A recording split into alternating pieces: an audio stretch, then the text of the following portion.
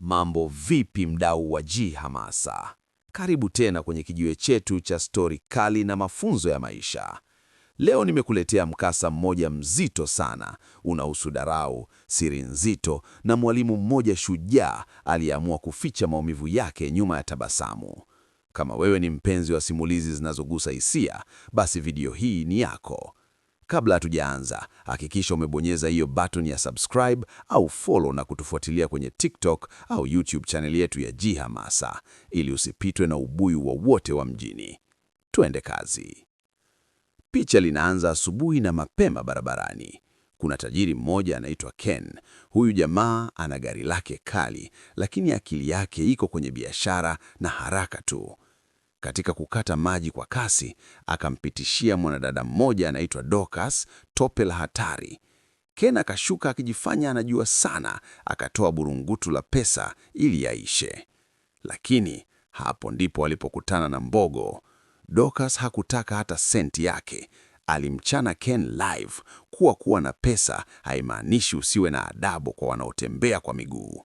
Ken alibaki ameduaa. Hakuwahi kuona mwanamke anayekataa pesa huku anaonekana na dhiki. Alimwona Dorcas kama mwanamke msumbufu tu, kumbe safari ndiyo kwanza inaanza. Sasa tukaingia shuleni Hipo High. Hapa ndipo tunamkuta Dorcas akiwa kwenye kazi yake ya ualimu. Lakini maisha yalikuwa ni kukaza kweli kweli. Alikuwa anafundisha masomo 4 peke yake, huku mshahara akidai miezi kadhaa. Wanafunzi wake walikuwa na dharau kinoma, walikuwa wakimcheka kisa wigi lake limechoka na viatu vimeisha soli. Hata mkuu wa shule hakukuwa mjali, akimwona kama mwalimu anayelalamika sana. Lakini Dorcas, licha ya maumivu yote hayo, hakukata tamaa. Alikuwa anapambana na dharau za watoto, huku akijua ana siri nzito moyoni ambayo hakutaka mtu yoyote ajue. Bahati ikaja. Ken alikuwa na binti yake anaitwa Angel. Huyu binti alikuwa mkaidi na alikuwa anafeli shule makusudi ili kumkomoa baba yake aliyekuwa busy na kazi masaa yote.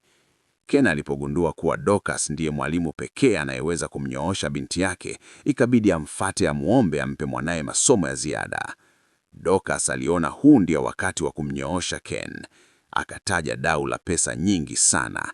Ken alilipa akijua Dorcas ni mlafi wa pesa, lakini hapo ndipo heshima ilipoanza kurudi. Dorcas akamshauri Angel, usifeli kisa hasira, pambana uwe daktari. Angel akaanza kubadilika na kumpenda mwalimu wake, akigundua kuwa Dorcas ni mtu wa tofauti sana.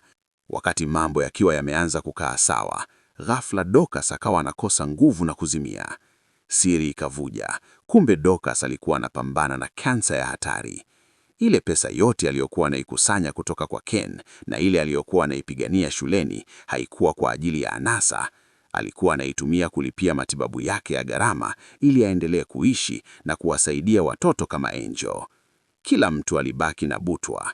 Angel alilia kwa uchungu akikumbuka jinsi alivyokuwa akimcheka mwalimu wake kisa viatu, kumbe mwalimu alikuwa anashinda njaa ili anunue dawa.